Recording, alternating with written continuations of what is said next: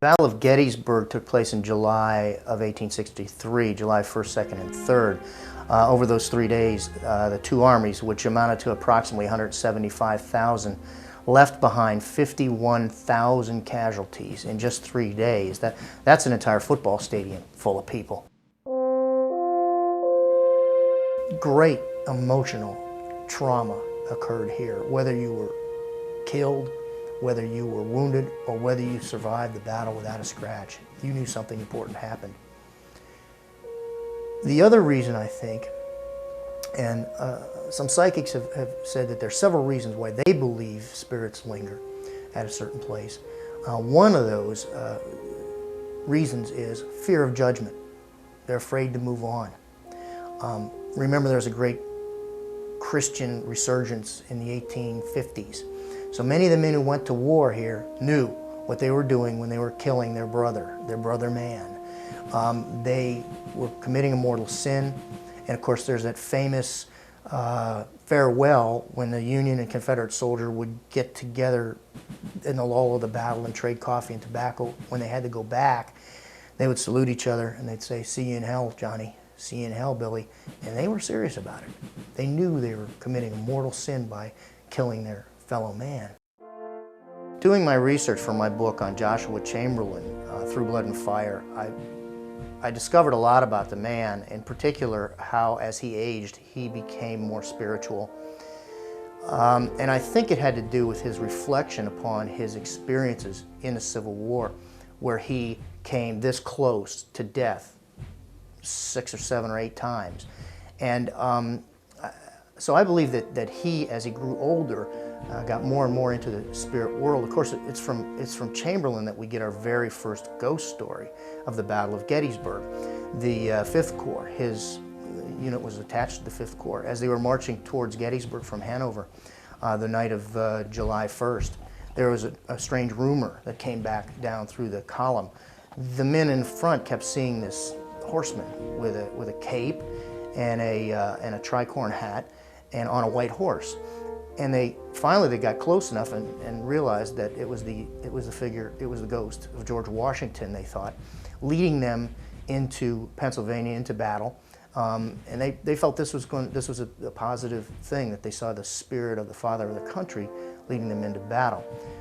Many, many years later, when he was an old man, Chamberlain was asked about that incident, and he said yes. He says no doubt. He said it was a superstition. And then he paused for a while and he said, "But who among us can say that something like that can't happen?" McPhersons Woods gets its name from the McPherson family who owned the farm on the ridge, in McPhersons Ridge. And it was the first permanent Union battle line, which was Buford's cavalry drawn out, dismounted along McPhersons Ridge to stop the Confederates' advance. And to the south of the barn, that's the only thing that exists now, is the woods, McPhersons Woods. And there are a number of stories that come from McPhersons Woods.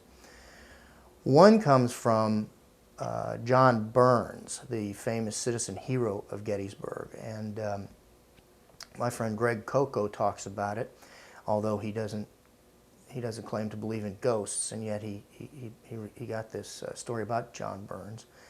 John Burns was walking through McPhersons Woods one evening around dusk, and according to him, he stopped dead in his tracks, confronted by a Confederate soldier. The only problem was, this was many, many years after the battle. He stopped, he looked at the Confederate soldier, and the Confederate soldier vanished before his eyes. And John Burns, very, very practical man, turned around and he didn't run, but he claimed that he walked very rapidly away from that spot. The letters that I have received over the last 10 years since I wrote the very first Ghosts of Gettysburg book, I believe have maintained a seriousness throughout. People who have had an experience of the paranormal, it in a way kind of changes their life. They will never look at things quite the same again. Suddenly it's an affirmation that there is something that goes on after we die, when you've experienced something like these people who've written to me have experienced here at Gettysburg or anywhere. As the battle progressed through the morning of July 1st, the Union cavalry was pushed back from McPhersons Woods and McPhersons Ridge. And the very next stop they made, the Union line, was at the Lutheran Theological Seminary, or that segment of Seminary Ridge, the northern part of Seminary Ridge, which would later become the main Confederate battle line. But at this point, Union troops were on it. And the seminary itself, some of the older buildings there became hospitals, scenes of operating, surgeons, men being in terrible agony taken from the surgeons and placed in the cellar or other areas of the building to recuperate. So some of those buildings there actually witnessed some of the most horrible sights in American history. Also, it's through that area that General Reynolds was taken. His lifeless body was brought back from Reynolds Woods, or McPhersons Woods, and brought back right across where some brand new dorms exist now. The story that was told to me came from a seminarian who was sound asleep one night and about 2 in the morning heard a terrible scream from down the hall. And he recognized the voice as one of his classmates there who had been in the service, and he figured maybe he was just practicing one of his military calls or whatever. So he went back to sleep. About an hour later, he woke up to probably the most frightening image that he'd ever experienced in his life. It was the torso and face and head of a man floating in his dormitory room, not 10 feet from him, staring at him. He began to pray. He opened and closed his eyes several times. Every time he did, the figure was still there. Finally, he was getting ready to defend himself and stand up. He thought maybe this was a real human being. As he did so, the image vanished. 2 or 3 days later, he's walking down the street and he sees his friend that he heard yelling the night before. And he asked him, what was he screaming about? What's up with the screech? And the fellow said, got real serious. And he said, you're not going to believe this. About 2 o'clock in the morning, I saw a face floating in my dorm room. And the first fellow said, what did it look like? And he virtually, to a T, described the man that the first fellow saw 1 hour later. The strange part is the description of the fellow in a blue officer's tunic, dark beard, dark face, dark hair, is virtually exactly what John F. Reynolds looked like on the day of the battle when he was killed. Cemetery Hill, and particularly East Cemetery Hill, was the scene of an attack on the night of July 2nd by the famous Louisiana Tigers. Advanced across the open fields and attacked. And they got actually all the way up to the crest of East Cemetery Hill. The Union gunners up there, the cannoneers, had to fight them off using the implements that they loaded the cannons with. They got that close that they could actually get into hand-to-hand combat with them. It was fortunate for the Union troops that more Union troops arrived than Confederates and drove them off, so the Union troops did manage to hold that position. Some of the stories there come from our own guides, from the Ghosts of Gettysburg Candlelight Walking Tours. They see, and our customers will see, strange blue lights up on East Cemetery Hill. Some in the shape of a column that seem to come out of nowhere and just appear out there. Some others have heard strange noises coming from the distant woods around Culp's Hill and in the valley between Culp's Hill and East Cemetery Hill. Probably the most unusual, maybe the most frightening, is they will hear volleys of gunfire, musketry, coming from that little valley, almost an echo, only 130 some years too late, of what actually happened down in that valley during the battle. People ask if a person believes in ghosts, and from my experience, you don't have to believe in ghosts. What you have to believe in is human beings' senses. In other words, their sense of sight, their sense of smell, their sense of hearing, because that's what I put in my books. It's what people actually experienced out on the Gettysburg battlefield or in the homes or businesses in Gettysburg that we're worried about. You've got to believe in a person's senses. I mean, that's right here. It's like asking whether you believe in an apple. Well, there it is, right there. Belief is not a part of it. The peach orchard, the fighting out there, that was actually on July 2nd. General Sickles, who was a Union commander here, had pushed his Union Army 3rd Corps out away from the rest of the Union line because he felt he was in a bad position. And he got out there, and his line actually formed a V with the V at the apex of the V was at the peach orchard. And it's a bad position because bullets and shells being fired at one side of the line are going to fall in the rear of the other side, and attacks can easily crumple it.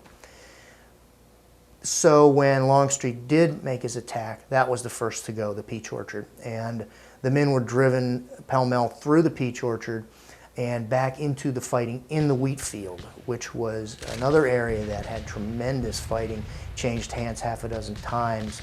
Several thousand soldiers of both sides were left as bloody footprints, basically, in the wheat field there. The wheat was torn down.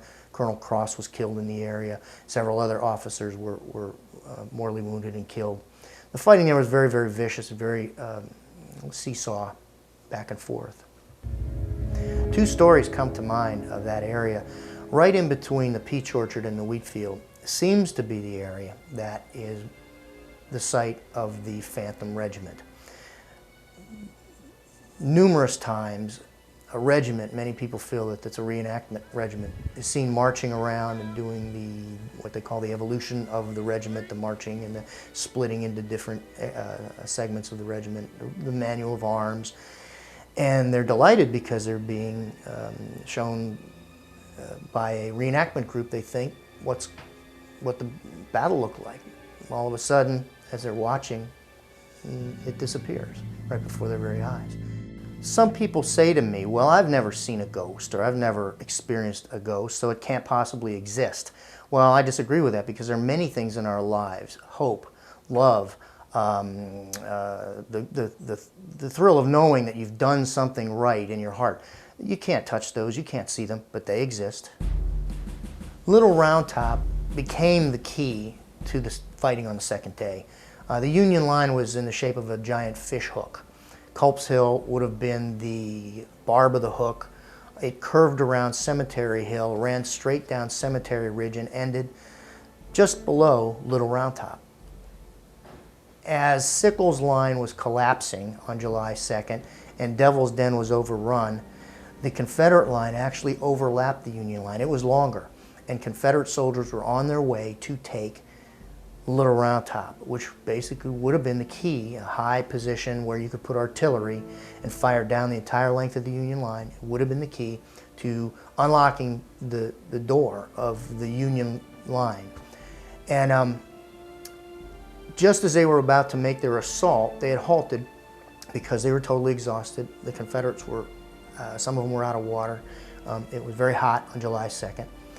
And at that time, General Warren saw that who was a commander in that area, saw that there was a problem on Little Round Top, thought he saw Confederates in the woods coming towards Little Round Top, and realized this is the key to the position. He called for reinforcements, and the reinforcements that came up were part of the 5th Corps, Strong Vincent's Brigade, and part of this was the 20th Maine, who ended up basically in the front of the line, which put them all the way on the extreme left flank of the entire Union line.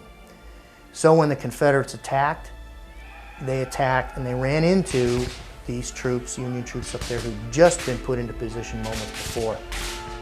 As the Confederates attacked, their line kept moving over to the Union line's left. Chamberlain, Joshua Chamberlain, the theologian and college professor turned warrior, is all of a sudden in a predicament. He was told by Vincent, hold this position at all costs. He had to double his line, so he took every other man out and stretched them out as far as he could Still, it wasn't enough. The Confederates kept lapping farther and farther around his line. If that wasn't bad enough, all of a sudden, he gets word from down the line that the men are running out of ammunition. They've already repulsed 3, 4 Confederate assaults, and now they're out of ammunition.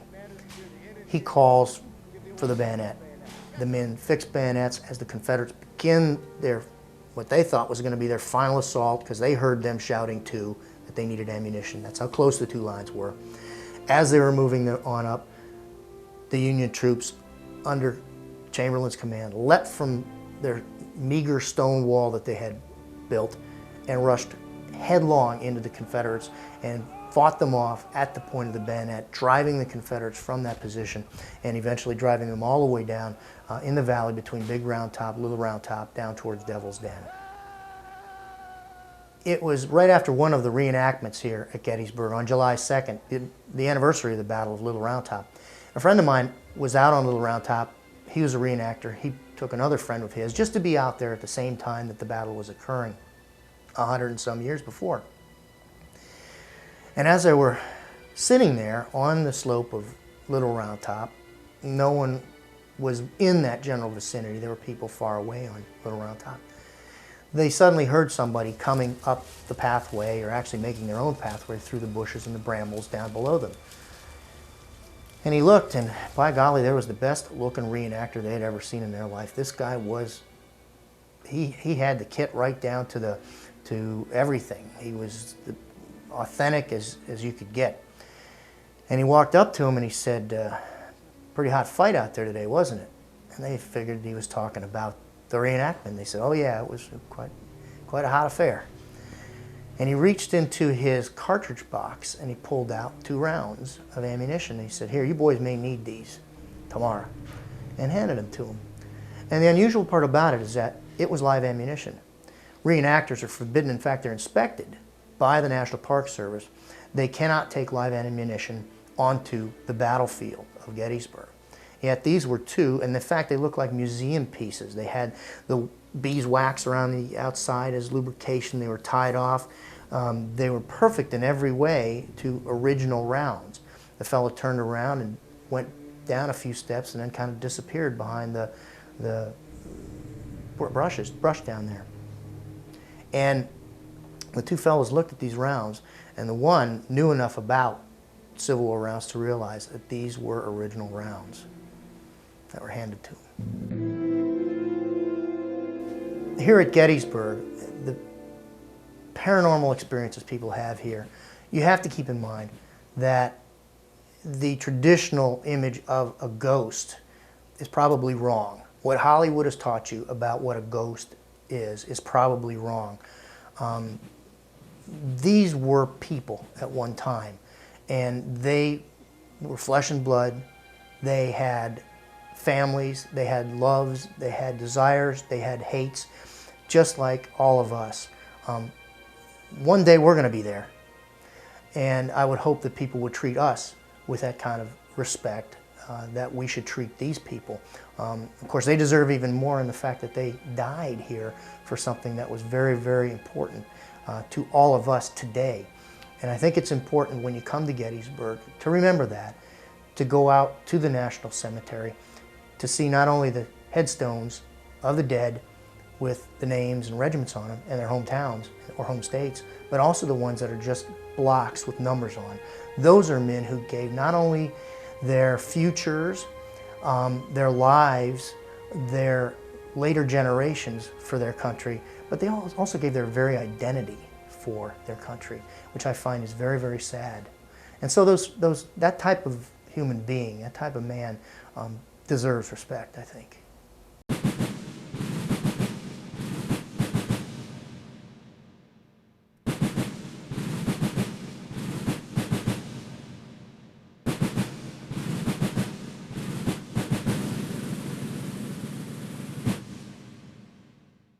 I'm sorry, I have to see your pass, please. And the Confederate just looked at him in kind of a strange way, disappeared.